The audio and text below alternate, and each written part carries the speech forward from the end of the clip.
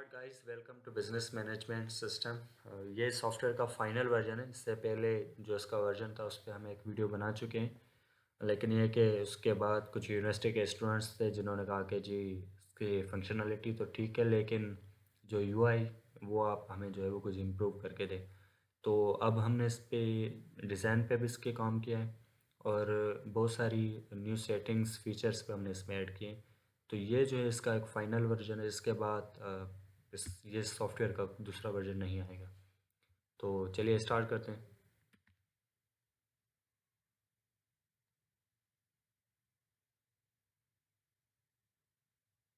तो सबसे पहले आ जाती है आपकी यहाँ पे लॉगिन स्क्रीन। पहले जो हमारा सॉफ्टवेयर था इसका वर्जन, उसकी लॉगिन स्क्रीन चेंज थी, लेकिन हमने कि इसमें स्प्लैश स्क्रीन से लेके बिल्कुल एंड तक सारी चीज़ें अपडेट कर दी हैं। यहाँ पे आप अपना यूज़र नेम, पासवर्ड और आप अपना रोल जो है वो सिलेक्ट करेंगे। अगर आप बार बार नहीं लिखना चाहते आपका नाम और पासवर्ड, तो आप रिमेंबर मी पे क्लिक करके जब लॉगिन करेंगे तो ये सारी चीज़ें यहाँ पर ऑलरेडी ऐड होंगी। शो पासवर्ड पे क्लिक करके आप पासवर्ड जो है वो देख भी सकते हैं। तो चलिए साइन इन करते हैं।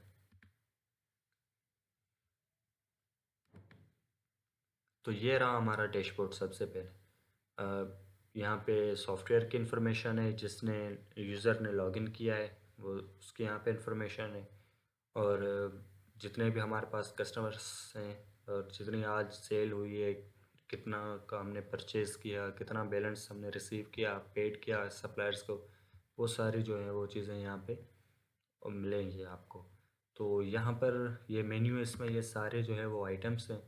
और यहाँ पर भी जो है वो जिसने भी लॉगिन किया उसका नाम और उसकी इमेज, और नीचे ऑप्शन है लॉग आउट और एग्ज़िट का। तो पहले आ जाते हैं कस्टमर्स के ऊपर। आप यहाँ पे ऐड कस्टमर करके आप जो है वो कोई भी कस्टमर जो है ऐड भी कर सकते हैं इसमें।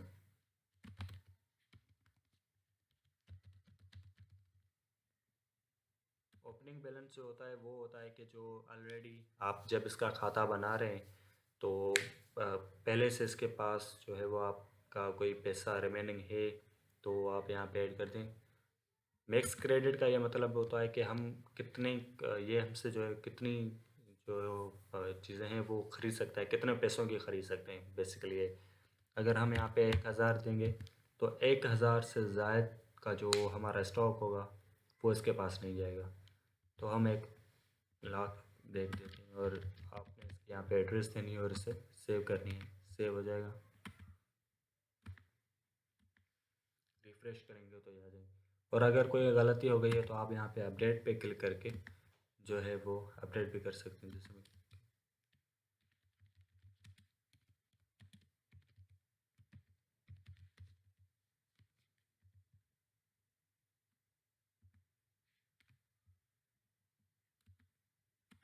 तो इसकी एड्रेस जो है वो अपडेट हो गई। और बिल्कुल इसी तरह आप यहाँ से भी ऐड कर सकते हैं। और किसी भी कस्टमर से आप पैसे जब रिसीव करेंगे तो F1 प्रेस करेंगे तो यहाँ पर वो आ जाएगा इसके पास कितना प्रीवियस बैलेंस होगा, और उसके बाद आप रिसीव करेंगे। लेकिन इसके पास अभी ज़ीरो है तो हम पहले जो है वो कोई भी एक बिल बनाते हैं। तो सबसे पहले आप प्रोडक्ट्स को ऐड करेंगे।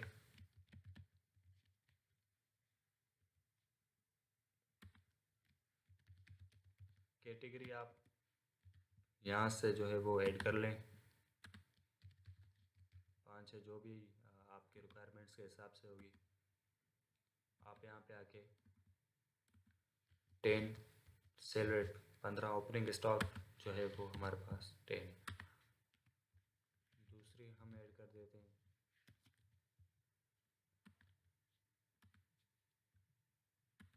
ये भी मेडिसिन ही है, 15, 20, ओपनिंग स्टॉक 10।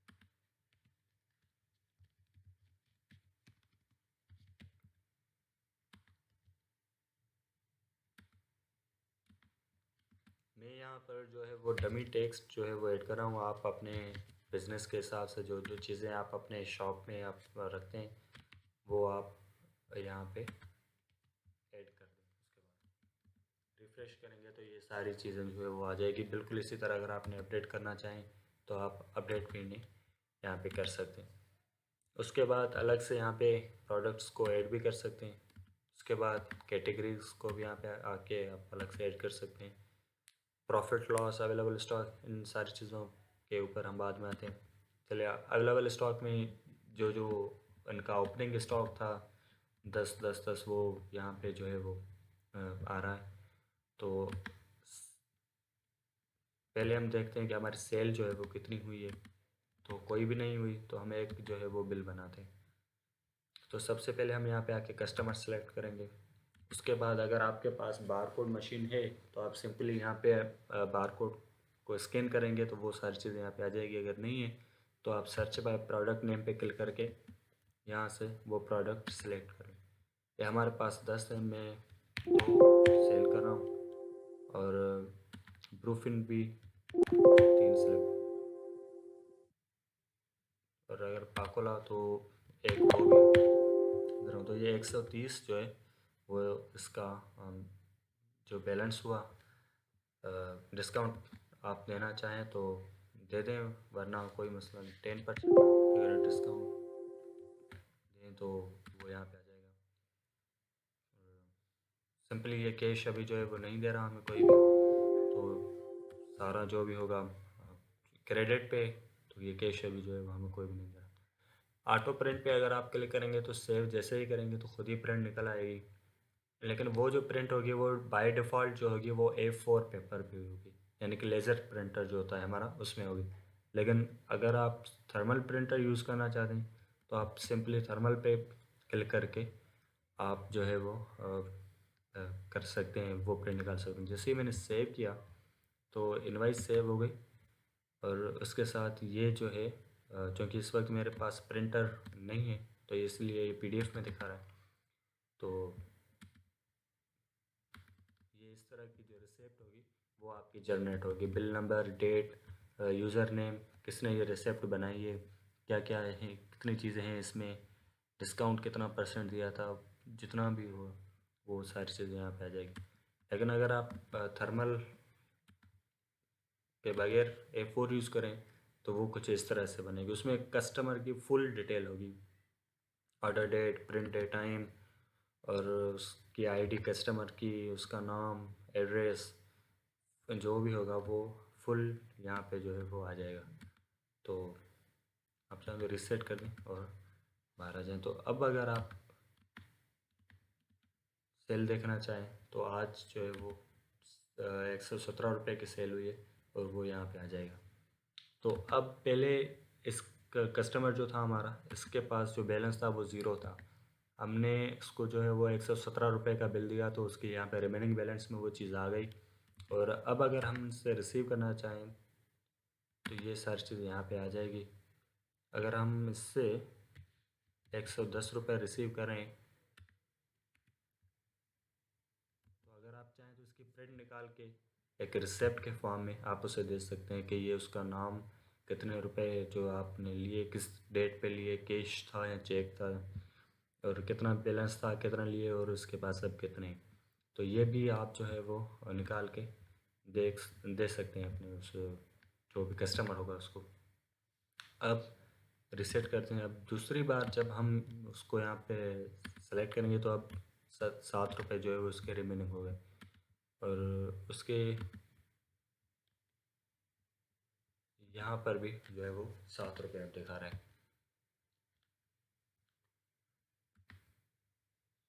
अब अवेलेबल स्टॉक में आ जाए तो हम 2 इसकी जो है वो क्वांटिटी सेल की थी, 3 इसकी और 1 इसकी, तो वो यहाँ पे दिखा रहा है। अब इसका प्रॉफिट और लॉस भी यहाँ पे आ गया कि ये परचेज अमाउंट जो था इसका 20 था, सेल 30 में की, 10 रुपये का इसका जो प्रॉफिट हुआ। और बिल्कुल ये कि 45 में हमने ये ली, 60 में की जो है वो अब तक हमने सेल की है। और जो है वो 15 रुपये का हमें इसमें जो है वो प्रॉफिट हुआ है।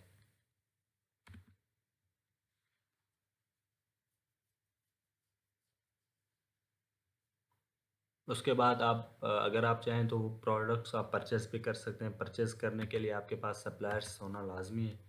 तो मैं एक सप्लायर जो है वो ऐड कर देता हूँ यहाँ पे।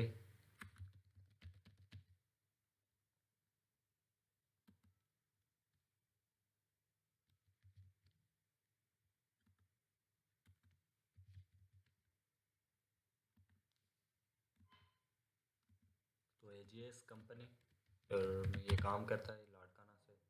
नेक्स्ट क्रेडिट हम 1 लाख जो है वो रिफ़्रेश करेंगे तो वो यहाँ पे आ जाएगा। अब अगर आप परचेज़ करना चाहें तो आप यहाँ पे परचेज़ करेंगे, पहले सप्लायर को सिलेक्ट करेंगे, उसके बाद प्रोडक्ट को।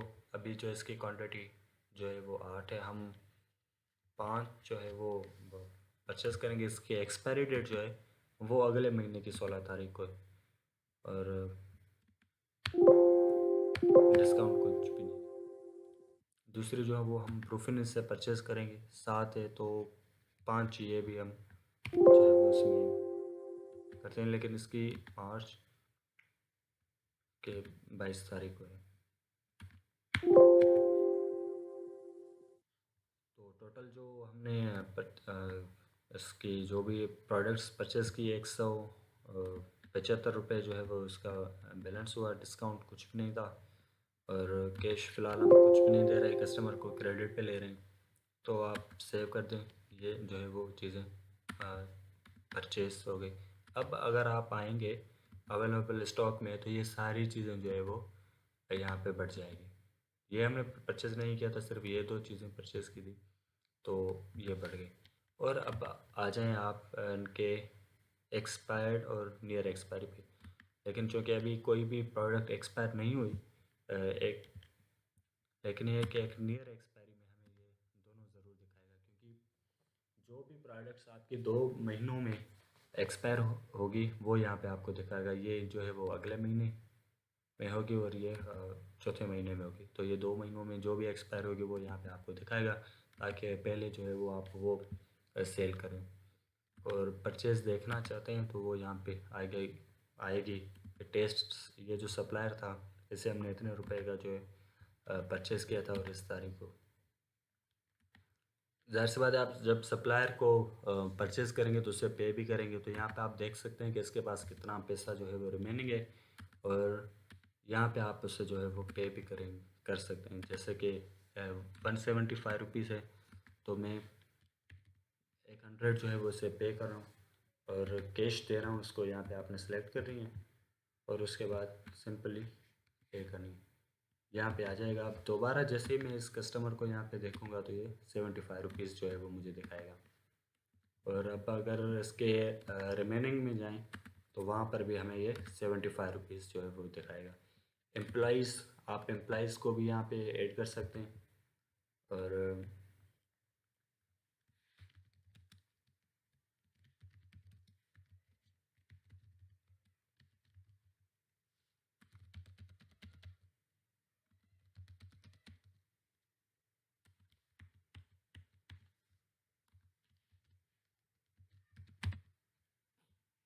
डेट ऑफ ज्वाइनिंग जो भी आप लगाना चाहें मैं लगा देता हूँ आज की तारीख। अगर आपके पास जो है वो वेब कैम है और कैमरा है तो आप यहाँ पे आके अपने लैपटॉप की जो कैमरा है वो भी आप इसमें जो है वो चला सकते हैं। लेकिन यह जो है बिल्कुल जो है वो काम करेगी कैमरा, ठीक है। ये मैंने इसको यहाँ पे टेप लगा दी है। लेकिन अगर आप चाहें तो एज इमेज, तो आप इसकी कोई भी अगर इमेज हो तो आप एज ए इमेज भी इसको यहाँ पे सेव कर सकते हैं। सिंपली आके सेव कर दें, एम्प्लॉय जो है वो ऐड हो जाएगा। उसकी सारी डिटेल्स यहाँ पे आ जाएगी, अपडेट करके आप जो है उसे अपडेट भी कर सकते हैं। तो मैं एक और एम्प्लॉय जो है वो उसको यहाँ पे ऐड कर रहा हूँ।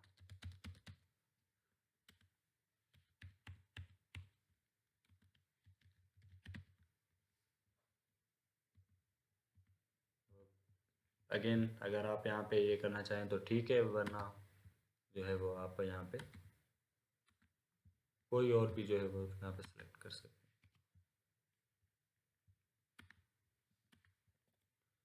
तो अब अगर आप इनकी डेली बेसिस पे अटेंडेंस लगाना चाहें तो आप अटेंडेंस पे लगा सकते हैं। जैसे कि आज की तारीख दिखा रहा है और मैं अटेंडेंस देखना चाहूँ तो यहाँ पे कोई भी जो है वो अभी ऐड नहीं हुआ। तो मैं जैसे ही इसकी अटेंडेंस ऐड करूँगा तो आपने सिंपली जो जो भी यहाँ पे प्रेजेंट हो आपने उसके यहाँ पे चेक कर देना। जैसे ये भी आज, जैसे आज की तारीख में ये जो है वो प्रेजेंट है सिर्फ, तो आप सेव कर दें, अटेंडेंस जो है वो इसकी सेव हो जाएगी और यहाँ पे अटेंडेंस आईडी जो है वो चेंज हो गई। और अब अगर आप अटेंडेंस देखना चाहें आज की तारीख में, तो ये बंदा था जो कि प्रेजेंट था सिर्फ। लेकिन मैं जो है वो एक तारीख जो है वो आगे कर रहा हूँ उसकी, पहली मार्च, पहली मार्च को ये दोनों जो है वो आए थे। तो आप जो है वो यहाँ पे सेव करेंगे तो हो जाएगी। और जैसे ही अब आपने यहाँ पे आके पहली मार्च की अटेंडेंस देखनी हो करेंगे तो ये दोनों आ जाएंगे। लेकिन 28 फरवरी को जो है ये सिर्फ एक बंदा प्रेजेंट था। तो आप इनकी जो अटेंडेंस है अपने एम्प्लॉयज़ की डेली बेसिस के ऊपर वो भी मैनेज कर सकते हैं। और उसके बाद ये है कि आप सैलरी, आप अगर इन्हें उसका रिकॉर्ड भी रखना चाहें तो वो भी आप जो है वो रख सकते हैं। जैसे कि फरवरी की बेसिक पे इसकी इतनी थी, अलाउंस जो है वो मैं इसको 500 रुपये अलाउंस दे रहा हूँ, तो यहाँ पे जो है वो इंक्रीज़ होगा। और उसने एडवांस जो है वो मुझसे 1000 लिया था, तो वो यहाँ पे माइनस हो गया। अब इसकी जो टोटल पे बनेगी इस मंथ की वो ये बनेगी। तो सिंपली अगर मैं इसे भी एक अनाउंस देना चाह रहा हूँ और इसने एडवांस कोई नहीं लिया था, तो आप यहाँ पे क्लिक करेंगे तो वो उनको जो सैलरी वो पे हो जाएगी। और जैसे ही आप यहाँ पे आके देखेंगे कि इस मंथ की सैलरी, तो वो यहाँ पे आपको दिखाएगा कि फरवरी मंथ की सैलरी जो है वो ये इनकी बेसिक पे थी, इतना अलाउंस दिया था, इसने इतना एडवांस लिया था, तो इसकी जो है पे अमाउंट हमने सही है किया। तो ये पूरा जो भी होगा आप इसमें अपने एम्प्लॉइज़ का जो अटेंडेंस, सैलरी, वो सारी चीज़ें जो है वो मैनेज कर सकते हैं। कैश बुक में आप जो है वो सारी चीज़ें इसमें मैनेज कर सकते हैं। और ये 117 रुपये का जो है वो बिल हमने टेस्ट कस्टमर को दिया और उसमें ये प्रोडक्ट्स थी। तो ये सारी चीज़ें जो है वो आप इसमें मैनेज कर सकते हैं कि हमने 110 रुपये इस कस्टमर से लिए और 110, ज़ाहिर सी बात है आपने यहाँ तो कैश ली होगी या चेक ली होगी, तो वो यहाँ पे जो है वो आ जाएगा।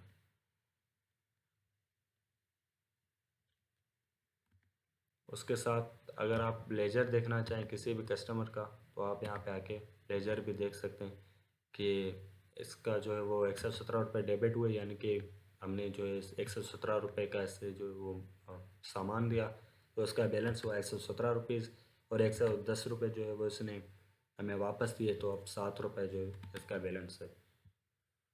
और उसके साथ अगर आप प्रोडक्ट का लेजर देखना चाहें तो वो भी आप यहाँ पे देख सकते हैं कि पहले हमारे पास जो स्टॉक था वो 10 था, 2 हमने बेची तो 8 हो गया, फिर 2 बेची फिर 6 हो गया, फिर 2 बेची 4 हो गया, फिर हमने 5 जो है वो परचेज़ की तो इसका जो है वो 9 हो गया। बिल्कुल इसी तरह आप जो है वो सप्लायर का भी आप यहाँ पे देख सकते हैं कि हमने इससे जो भी परचेज़ किया वो 175 रुपये का इसका बैलेंस हुआ, फिर हमने इसे 100 पे किया, तो अब जो है 75 रुपीज़ जो है वो इसको हमने देने, वो इसका बैलेंस हो गया। ट्रायल बैलेंस जो भी आप यहाँ पे होगा कि कस्टमर के पास कितने रिमेनिंग हैं, सप्लायर को कितने देने, और ये चेंज होते जाएंगे। अगर आप जो है वो कस्टमर से ज़्यादा आप उनसे लेते हैं पैसे, तो वो यहाँ पे क्रेडिट में आ जाएगा। और जैसे ही आप अगर सप्लायर को ज़्यादा पे करेंगे तो वो यहाँ पे डेबिट में आ जाएगा। तो ये कॉलम जो है वो चेंज होते रहेंगे।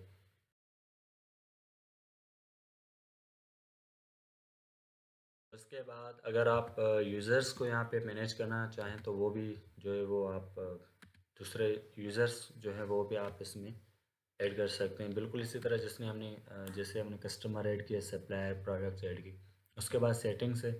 सेटिंग्स में आप अपने डेटाबेस का डेली बेसिस के ऊपर आप बैकअप भी जो है वो रखना चाहें तो वो भी आप यहाँ पे कर सकते हैं। और ईमेल और एसएमएस की यहाँ पे भी सेटिंग है।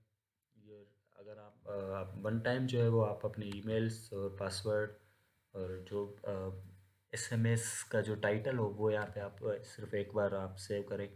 वो जो भी अ, जिसको भी ईमेल जाएगी वो इस ईमेल से जाएगी, और जिससे भी एसएमएस जाएगा वो इस टाइटल से जाएगा।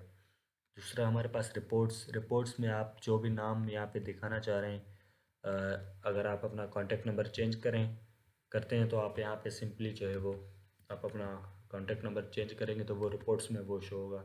एड्रेस आप अगर अपने शॉप की चेंज करें तो वो भी अगर आप यहाँ पर अपडेट करेंगे तो रिपोर्ट्स में वो चीज़ें जो है वो पे होगी। बिल्कुल इसी तरह वॉइस जो कमांड्स हैं वो भी यहाँ पर हो सकती हैं कि मेल वॉइस हो, फीमेल हो और कौन सी लैंग्वेज में हो।